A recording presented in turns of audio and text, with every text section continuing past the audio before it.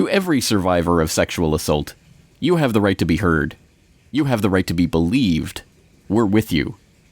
Hillary Clinton, September 14th, 2015. Now, I'm not asking you to assess the merits of this claim today. Personally, I think it's a very worrisome claim that would overthrow the very foundations of Western jurisprudence if it were taken straightforwardly and literally, i.e. if every accuser was believed, had the right to be believed. Of course, it would overthrow the very foundation of Western jurisprudence, namely the right to be innocent until proven guilty. But regardless of that, today, let's just assess if Hillary Clinton herself really believes this claim, or if she is just saying it in order to garner votes from a constituency that she thinks will be politically advantageous to her in the 2016 election. Say that all rape victims should be believed, but would you say that about Johnita Broderick, Kathleen Wiley, and or Paula Jones? Should we believe them as well? Well, I would say that everybody should be believed at first until they are disbelieved based on evidence. Big smile, big applause. Everyone should be believed at first until they are disbelieved based on evidence. Hillary Clinton, November 2015. Well, that doesn't sound quite as good on the tweet, does it? And probably wouldn't garner quite as much love from Twitter. But still, well, it is a statement. So everyone should be believed until they are disbelieved based on evidence. I wonder if this is the principle that she really stands by in things like the case of Juanita Broderick or Kathleen Wiley or Paula Jones, etc. Well, what is she talking about here?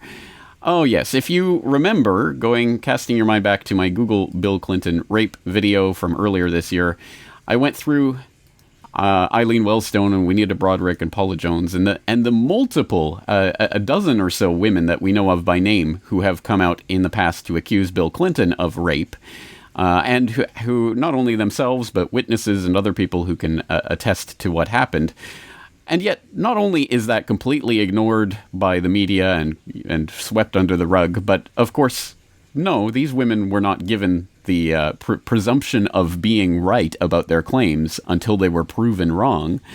In nothing of the sort. Again, if you go through the Google Bill Clinton rape video, you can see the evidence, the massive amounts of evidence that there are on Bill Clinton. Hey, slip of the tongue. Of course, this does go back to the idea of, well, if we can accuse Bill of, if Bill is multiply accused of rape by many, many women who are all sharing basically the same story, and it has ruined Bill Cosby's career, but Bill Clinton seems to still be revered as the greatest president since sliced bread by certain people on the left.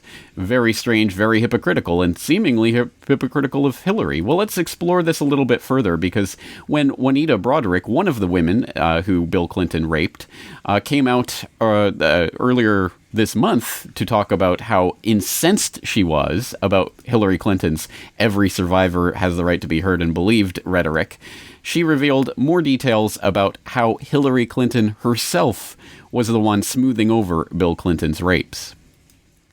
Well, Chuck came over to me, the one had driven him from the airport, and said, well, the whole conversation was about you coming from the airport, mostly from Mrs. Clinton.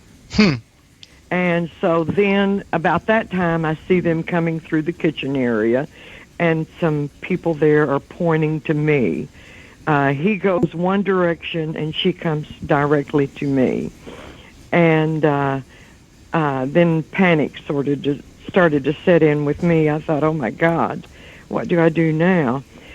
So she came over to me and said, it's so nice to meet you, and all of the niceties that she was trying to say at the time, and said, I just want you to know how much that Bill and I appreciate the things you do for him. And I just stood there, Aaron. I was sort of, you might say, shell-shocked. And she said, do you understand everything you do? I tried to take a hold of my hand, and I left. I told the girls, I said, I can't take this. I'm leaving. So I immediately left.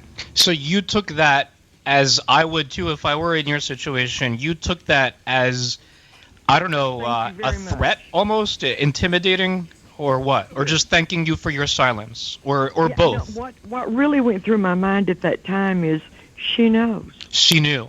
She knew, she's covering it up, and she expects me to do the very same thing.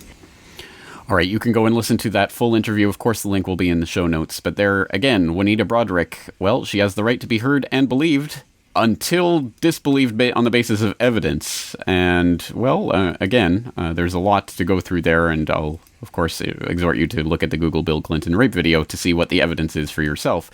But let's take a look at some other troubling aspects of Hillary Clinton's relationship to rape, including the Hillary tapes that were released last year. Newly discovered audio recordings of Hillary Clinton from the early 1980s include the former First Lady's frank and detailed assessment of the most significant criminal case of her legal career, defending a man accused of raping a 12-year-old girl. In 1975, the same year she married Bill, Hillary Clinton agreed to serve as the court-appointed attorney for Thomas Alfred Taylor, a 41-year-old accused of raping the child after luring her into a car. The recordings, which date from 1983 to 1987 and have never been reported, include Clinton's suggestion that she knew Taylor was guilty at the time. And I will just parenthetically note here that when you go and listen to these tapes, which you should for yourself, it isn't just that she suggested that he was guilty. It was that she all but outright stated it. All this stuff. He took a lie detector test. I had to polygraph, which he passed, which forever destroyed my faith in polygraphs.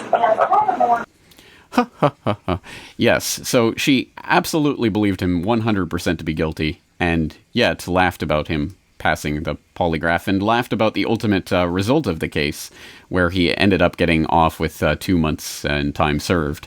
And it's not just that, of course, although that is obviously problematic enough, to use a term, but also the way that she went about trying to discredit the 12-year-old rape victim by calling her a slut, more or less. In a July 28, 1975 court affidavit, Clinton wrote that she had been informed the young girl was emotionally unstable and had a tendency to seek out older men and engage in fantasizing.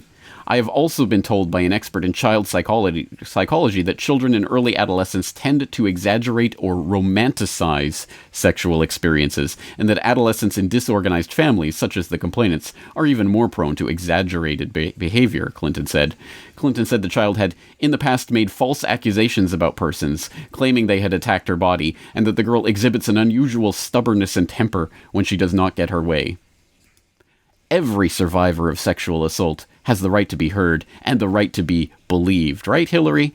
Well, what about this sexual assault survivor? Specifically, this 12-year-old, who is now 53 years old, was tracked down by the Daily Beast last year, who published an interview with her where they revealed these Hillary Clinton tapes to her and got her response. And, well, obviously, the 53-year-old now, 12-year-old girl at the time, felt completely 100% betrayed and disgusted by Hillary Clinton's actions. Hillary Clinton took me through hell. I would say to Clinton, you took a case of mine in 75, you lied on me. I realize the truth now, the heart of what you've done to me, and you are supposed to be for women. You call that being for women, what you've done to me, and I hear you on tape laughing. And responding specifically to the accusation that the complainant is emotionally unstable with a tendency to seek out older men and engage in fantasizing, she specifically denies that. I've never said that about anyone. I don't know why she said that. I've never made false allegations. I know she was lying. I definitely didn't see older men. I don't know why Hillary put that in there, and it makes me plumb mad. Every survivor of sexual assault has the right to be heard and the right to be believed. Right, Hillary? Well, again, actually, it's not only the victim herself who's saying this, although she was saying that and is saying that, but also the investigators in the case confirmed that she had not made false allegations in the past. So Hillary just completely made that up in order to smear the reputation of this 12-year-old girl who she knew to have been raped by this man that she was defending. Again, say what you will about defense lawyers, but for someone who's running as president of the United States on slogans like this, to be engaged in activities like this is problematic, again, to use that word, enough. And again, I will exhort you to go and listen to the tapes for yourself so you can actually hear what she was talking about. But it's not just the covering up of Bill Clinton's rapes or the covering up of various other people's rapes in the course of her duties as a defense attorney, but also, of course, little niggling details like the fact that Bill Clinton was one of the VIP pedophile friends of mega pedophile Jeffrey Epstein. I'll throw in a link about that in the show notes. Also, there was a good podcast by Pierce Redmond of Porkins Policy Review about the Epstein case that I'll throw in the show notes as well, so you can explore that.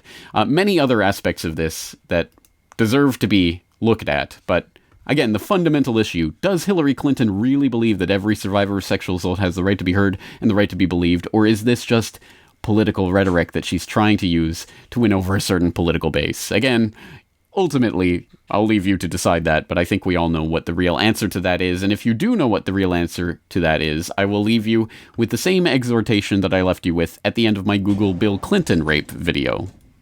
No, it was Hannibal Buress getting on stage saying Google Bill Cosby rape and going viral with that suddenly it became a meme. And now when you Google Bill Cosby rape, you will see no end to the various permutations of the memes trying to bring these accusations to your attention.